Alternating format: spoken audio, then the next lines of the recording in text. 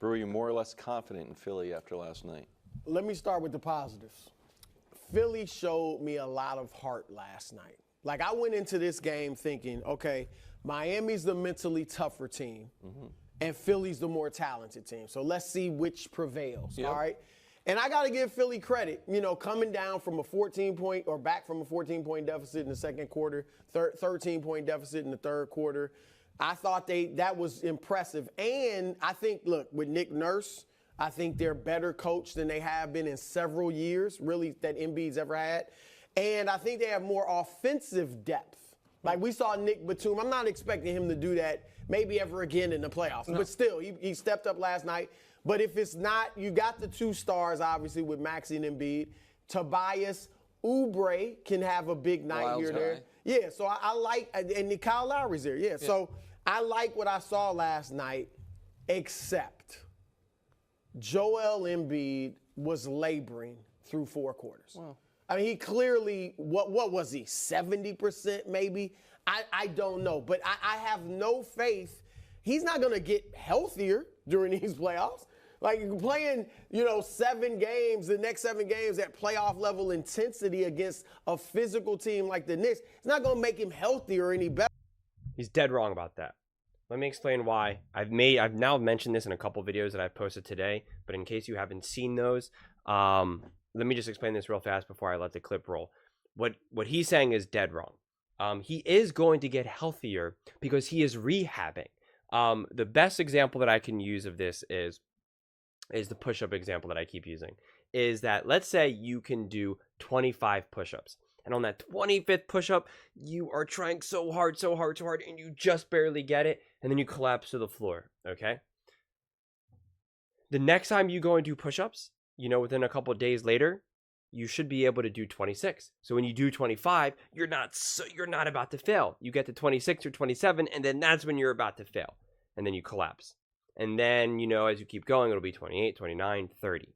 Now, that's the way how it works for pretty much anyone.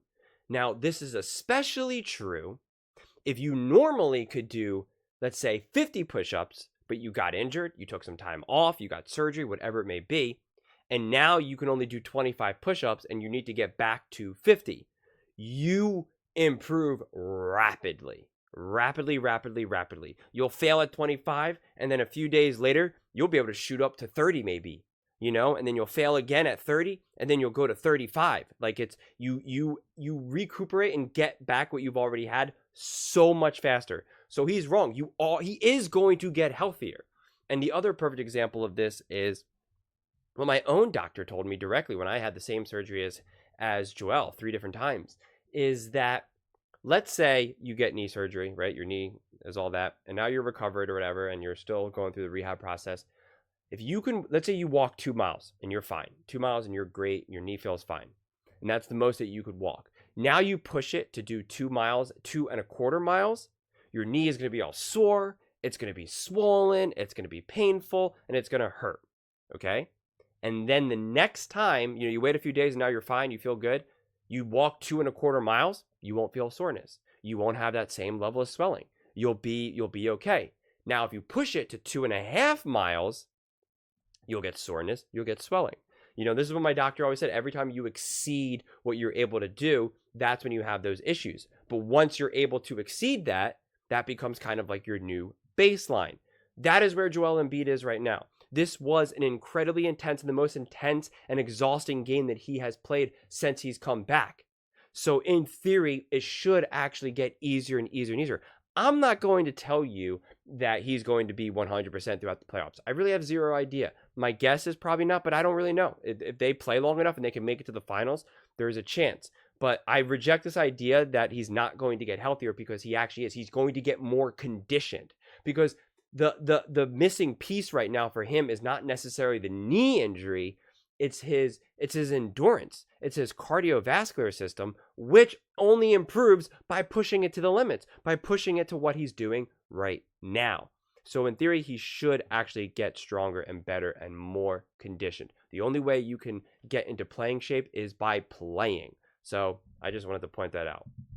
better. So, Nick, I've got less faith because of what I saw with Embiid. So I disagree. I feel like you have to have more confidence because they avoid Boston. Because your point, he's not going to get healthier. I generally agree with. I said yesterday, like if you suffered an MCL injury, a doctor wouldn't be like, in 6 weeks from now, play high-intensity basketball to make sure it gets better. They're just so dead wrong. It's crazy. After I said that, some people did respond that seemed like that is correct, but it is also correct. Just the passage of time from the injury, you do get slightly healthier as long as you don't re-injure it. So I generally agree with you, but I do also understand the further away you get from it, which is why it's critical they don't get Boston in round one, and they were 1 point away. I have to point this out one more time, though, because Nick specifically said that it would be best for the Sixers to play the Celtics in the first round because that's when Embiid would be at his healthiest, blah, blah, blah, blah, blah, blah, blah. So Nick is now kind of talking out of both sides of his mouth. I always got to point that out.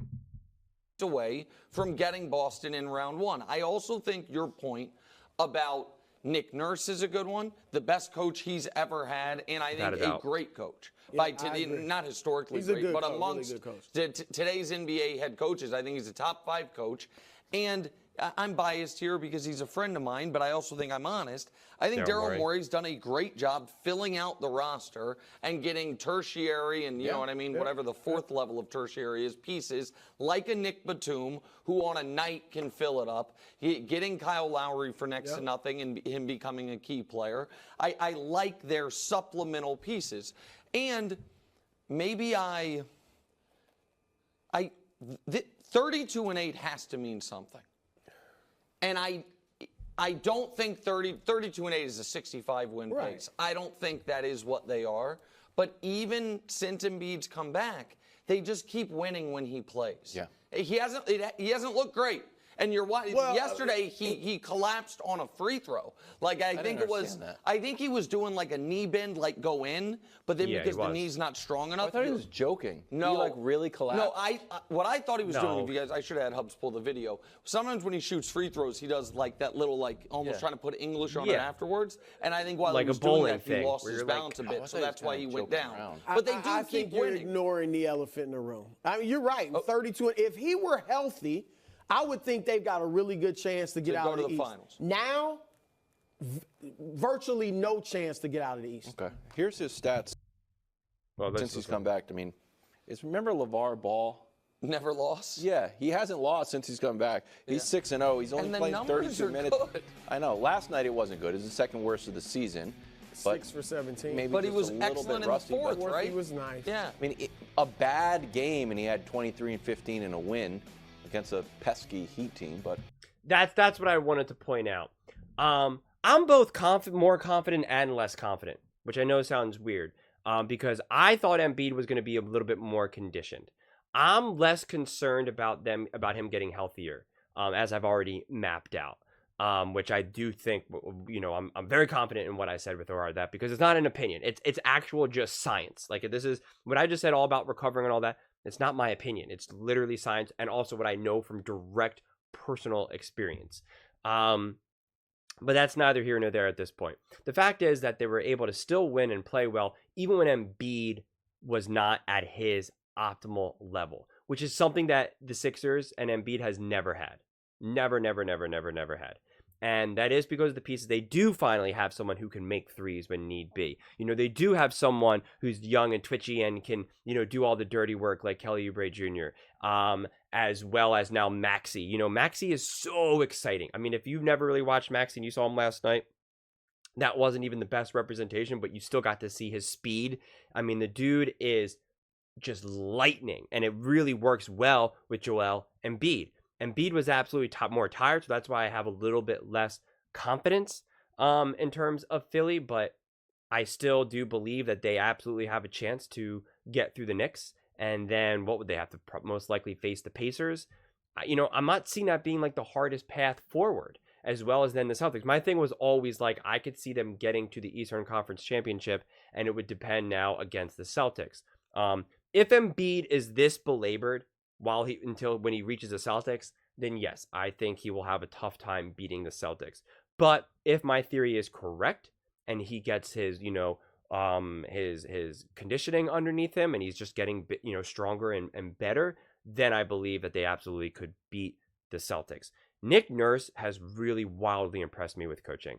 It was such a struggle watching the years go by with the coaches that they've had in the past, especially Doc Rivers, because he just never knew when to call timeout. He was never engaged. He was never telling the players what to do at the right times. You see Nick Nurse truly being the conductor. You truly see him conducting the Sixers, being an actual engaged coach, and the Sixers are listening to him.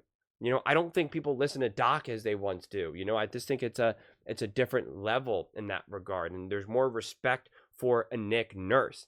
Even the refs seemingly respect him more than a Doc. So and at first I was not happy with Nick Nurse getting hired. Like, I fully admit that. I was like, I don't want this. I wanted Monty, and I was dead wrong. I never am ashamed to admit that I'm wrong. Especially when it comes to sports, because I always feel like there's like a 50-50 chance of you getting anything right within regards to sports. And so I'm really, really happy with Nick Nurse being the coach. He's definitely impressed me wildly, and I just think that, again, for the first time, this is the most complete team, and this is the best team that Embiid has ever had. I still don't think it's as strong as some of these other teams like Denver or even Boston, just because one of the issues that the Sixers do face, and I've mentioned this before, is that Tyrese Maxey is young. He like just turned 23. He is a little kid effectively in the NBA. Those players, you just don't really ascend and be truly impactful until you're 25, 26, 27. That's when you start winning the championships. And my fear is that by the time Maxey truly becomes in his prime, truly being like a major impact on the court, Embiid is going to be too old. He's not, because Embiid's obviously not going to age well, right? We just know that. Embiid is not playing until he's 40. And unfortunately, I feel like their primes are going to miss each other, which is the benefit that Jokic has with Murray. And of course, the Warriors all had with Clay and Draymond and Steph. And that's why, Iguodala was actually perfect, because he was older than all of them. So he was able to help kind of, I don't want to say carry, because, Iguodala wasn't carrying them, but the maturity aspect was, and he was doing the dirty work. And, Iguodala was deserving of that MVP in the NBA Finals. And then by the time Iguodala aged out, you now had the true heart of that team be in their true prime of being like, we are the leaders, we are here, we know exactly what we're doing at any given moment. That's not where Maxey is right now, and that is the timing issue that I saw more than anything. If Maxey was Ben Simmons' age and they were ascending together, then I would think it would be like unbelievable, 1-2 punch. But because, Simmons effectively ended up being a bust, or I don't even know what we would consider Simmons, but, effectively, nothing, right now, that is what, hurt Embiid more than anything, because everybody needs a running mate. Everybody. LeBron James has only won a championship with Hall of Famers. Without a doubt, okay? Steph Curry, Hall of Famers. Jokic, I don't care what anyone says. Murray plays out of his mind. His career was derailed because of injuries. That's the reality, okay? Go back and watch that Lakers series. Murray out of his mind, especially in the fourth quarter, okay? So you need that. The big and best players need those things. No question. So that's why I just think that, I don't feel 100% confident. That's why I've never said the Sixers are going to win the championship. I've never made that statement. But I do think that the Sixers can genuinely be competitive. So I have both more and less confidence. It's like if I was, I moved 2 steps forward and 1 step back in a way, so. And against the best defensive center in the conference. Yeah. Look, I don't want to take anything away from them. They showed heart and courage. Do they win if Butler's not hurt?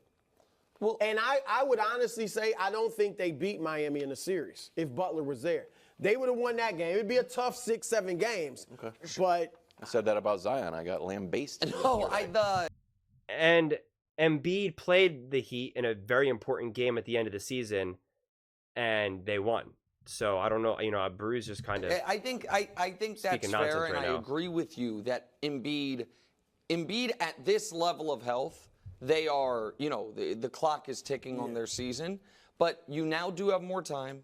You have more time before the first round. You have a team that we're going to get to that is not a juggernaut the way Boston was. I think, for all things considered, last night went well for Philly. All right, Sixers next game. Okay. Yeah. No. I mean, that's honestly the way I see it. I think the Knicks is going to be a competitive series, a fun series, and I think if Embiid continues to get better and stronger, then I think they beat the Knicks. If Embiid stays the way he was against the Heat, I think the Sixers have a puncher's chance, but then it would be clear that people like Maxey, you know, Tobias Harris, and some of these other players would really need to step up, and they would have to be more strategic about Embiid. And then that would rely on Nick Nurse to try to, you know, find a way of I don't want to say redesigning the offense because that's too strong of a word, but just kind of working around it. But those are just my thoughts. I would absolutely love to hear yours. Are you more or less confident in Philly and Joel Embiid? And, you know, what do you think of the Sixers versus the Knicks? Let me know in the comments below whether you agree with me or disagree with me. Either way, let's get in some discussions. Let's get into some fights. But let's just have some fun, because I do read every single comment. So let me see what you have to say below. And please don't forget to subscribe. We are building an amazing community here, and I would absolutely love to see you part of it. I want to build something that we all genuinely feel connected to, something that we're really excited to be part of. I think we're well on our way to doing it. And please don't forget to give this video a thumbs up, as it really does help with the visibility and the algorithm. Thank you so much, and see you next time.